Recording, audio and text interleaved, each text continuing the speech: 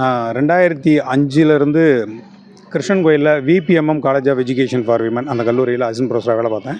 அப்போ 2000 படித்த மாணவி தான் நிகிதா.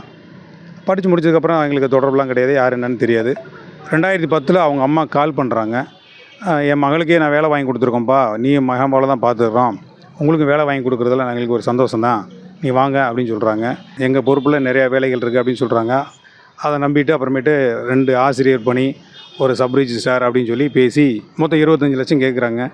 ஒரு 3-4 தவணையாக கொடுக்குறோம். வீடெல்லாம் விற்று தான் கொடுத்தோம். அதுக்கப்புறமேட்டு அவங்க தொடர்பு கொள்ளும்பொழுது அவங்க சுவிட்ச் ஆஃப் ஆகிடுறாங்க, வெளியில் போயிடுறாங்க.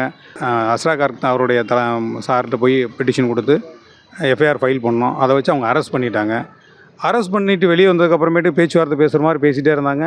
அரெஸ்ட் பண்ணிட்டீங்களா, அப்புறமேட்டுக்கு நாங்கள் எதுக்கு உங்களுக்கு பணம் தரணும் அப்படின்னு கொஞ்சம் மிரட்ட தோணியில் பேச ஆரம்பிச்சிட்டாங்க. அடுத்து நம்ம திரும்பவும் இதை பற்றி நம்ம போக போக நம்மளுக்கு வேறு ஏதாவது பிரச்சனையை கொண்டு வந்துடுவாங்கன்னு சொல்லிட்டு நாங்கள் அப்படியே பயந்து அதை நாங்கள் தொடர்ந்து தொடர்ச்சியாக ஃபாலோ பண்ணிக்கல.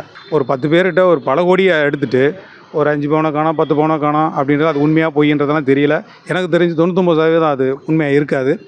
அப்படி இருக்கிற பட்சத்தில் ஒரு சின்ன பையனை, ஒரு வாழ வேண்டிய ஒரு பையனை, அவனுடைய உயிரை மாய்ச்சதுக்கு முழு காரணமாக அவங்க இருக்கிறதுனால தான் இப்போ நாங்கள் விரக்தியில் இப்போ வந்திருக்கிறோம். அந்த பையனுக்கு ஒரு உண்மையான ஆத்மா சாந்தி அடையணும்னா இவங்க அடுத்த ஸ்டேஜுக்கு கொண்டு போய் விசாரணையை முறைப்படுத்தணுன்றதான் எங்களுடைய கோரிக்கை. இப்போது